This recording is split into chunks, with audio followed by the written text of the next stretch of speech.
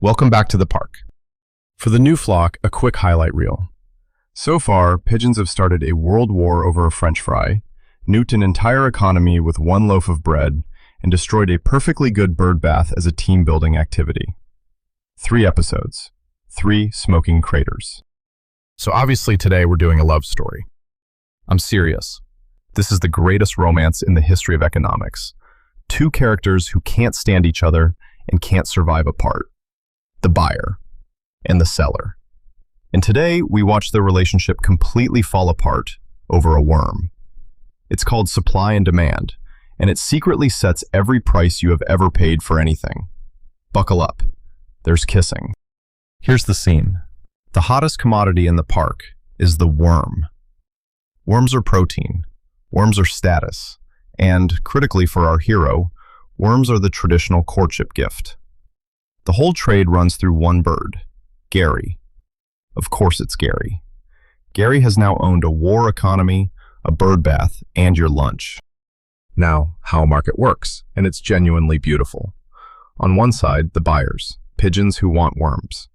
And the iron rule of demand is this: the cheaper the worm, the more they want. Cheap worms? Give me 10. Pricey worms? Suddenly every pigeon is, honestly, not that hungry. Demand slopes down. The entire soul of a buyer is 2 words: cheaper, please. On the other side, the sellers, birds who dig worms up. And they are the exact opposite animal.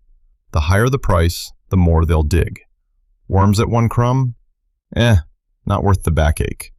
Worms at 50?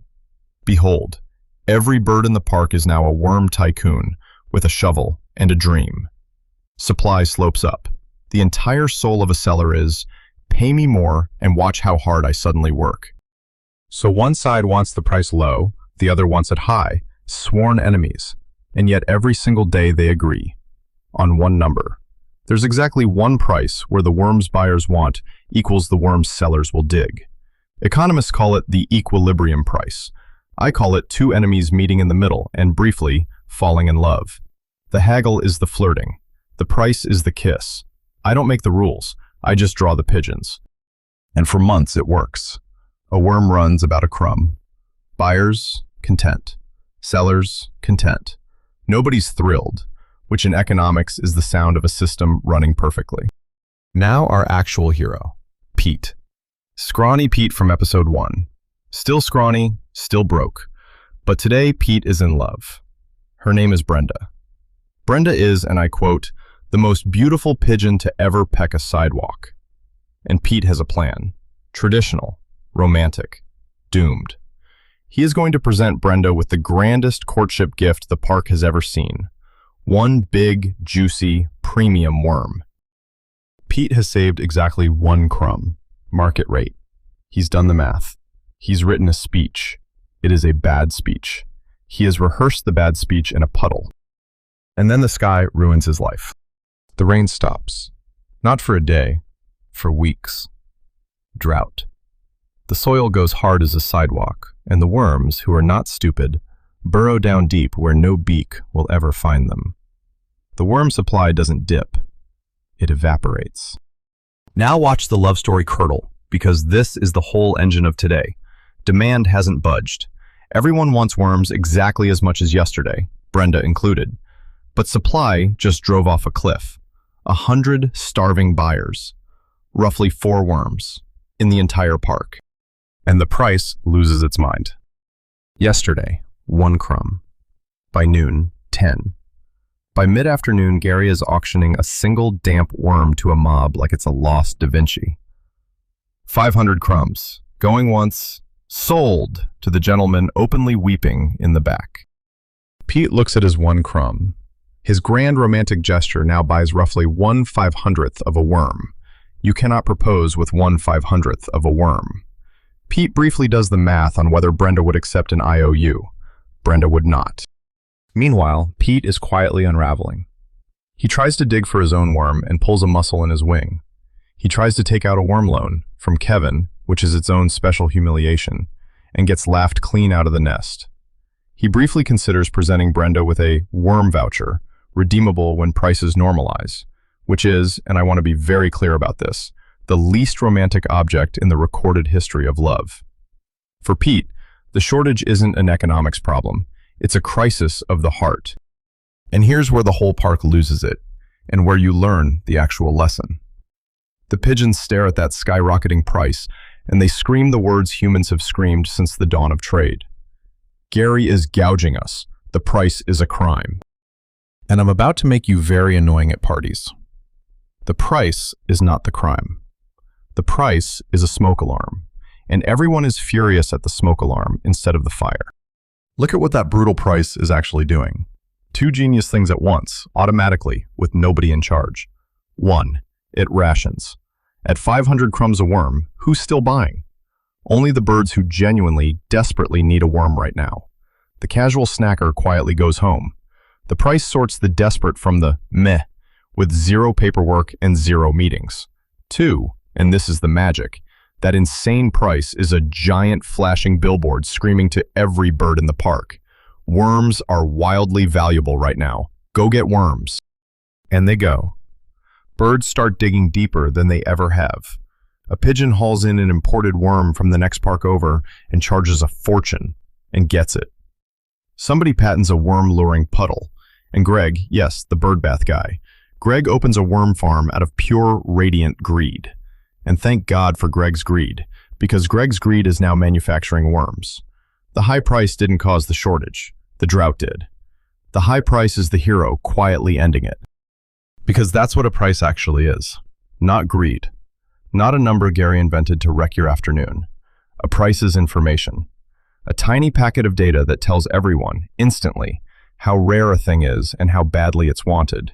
And it choreographs 1,000 birds who've never met into doing precisely the right thing. The economist Friedrich Hayek won a Nobel on this. No single bird knows how many worms exist or who needs one most. But the price knows. The price always knows. Deep breath, because demand and supply never sit still, and it's never just the weather. Demand first. What makes a whole flock suddenly crave more worms? Tastes and fads. One influencer pigeon posts, "Worms are the new superfood," and demand detonates overnight for no real reason. And yes, that is precisely how it works in real life. I'm so sorry. Income. Rich flock. Everyone wants the fancy worms. Broke flock. Everyone downgrades. Substitutes. Big one. If seeds get cheap, worms have a rival. I'll just grab a seed. And worm demand sags. And expectations. If everyone thinks worms will cost more tomorrow, they all stampede to buy today. Which, callback, is how you accidentally invent a panic. Supply shifts too. Costs. Digging gets harder, sellers dig less. Weather gestures broadly at the drought. And technology. The day someone builds a real worm farm, supply booms and the price caves. Every price you've ever seen is just these two twitchy curves arm wrestling for the spot where they kiss. Quick side note, because it quietly explains half the weird prices in your life. Not every buyer flinches the same amount at a price hike. Economists call this elasticity, basically how twitchy you are. Some worms you'll buy no matter the cost. The one worm Pete needs for his date is what we call inelastic. Pete will pay almost anything because there is no substitute for true love and protein. But your 10th worm, your maybe a snack worm, pure elastic. Nudge the price and you're gone. Sellers have it too. Dig worms up fast and your supply is elastic. You flood the market the second prices twitch. If worms take weeks to breed, your supply is inelastic and the price just sits there throbbing. So whenever you spot a price that barely budges no matter what happens, gas, life-saving medicine, the one concert everybody wants, congratulations, you found something inelastic and somebody is paying through the beak. Now let's make this genuinely uncomfortable because the worm shortage has a real-world cousin that ends friendships. Price gouging after a disaster. Picture it.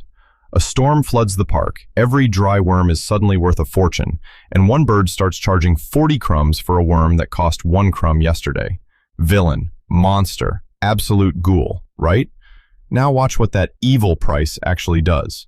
At 1 crumb, the first panicked bird in line grabs 50 worms, stuffs them in his nest, and everyone behind him gets nothing. At 40 crumbs, nobody hoards.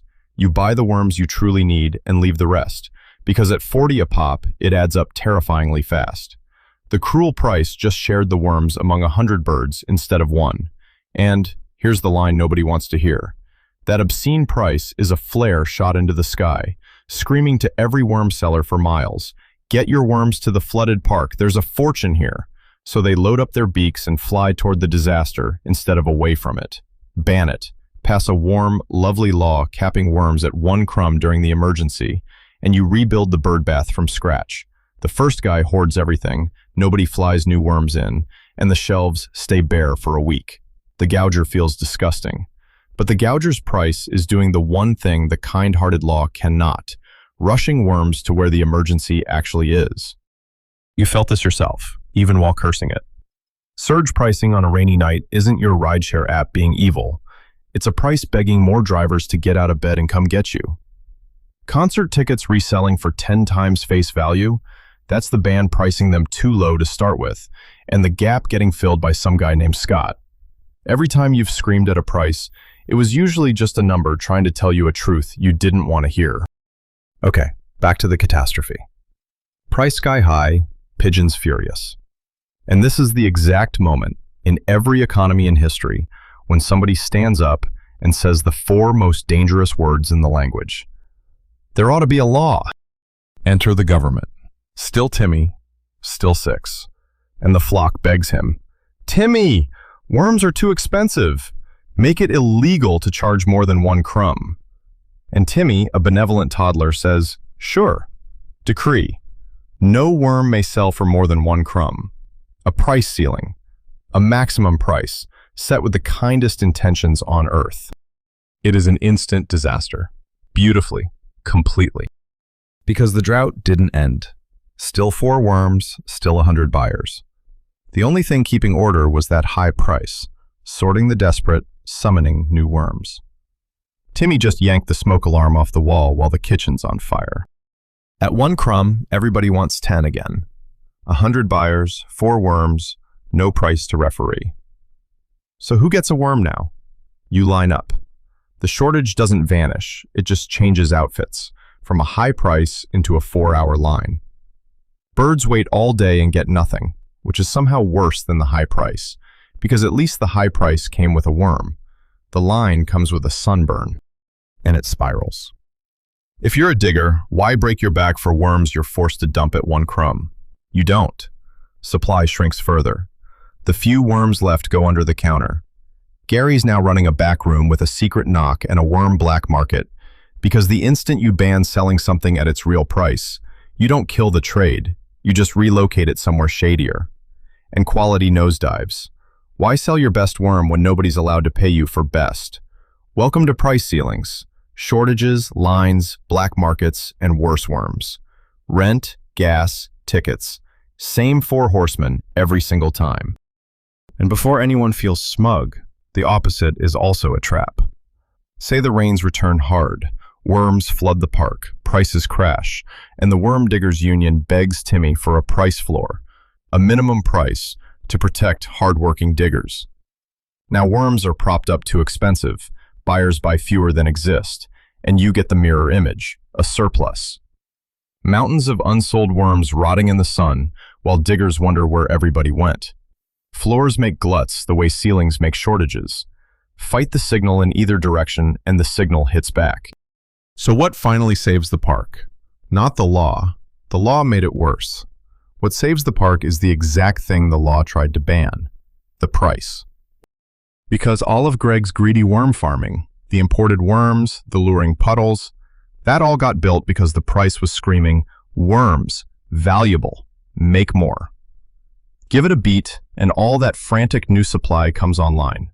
Worms reappear, more sellers, more competition, and the price, with nobody commanding it, drifts back down.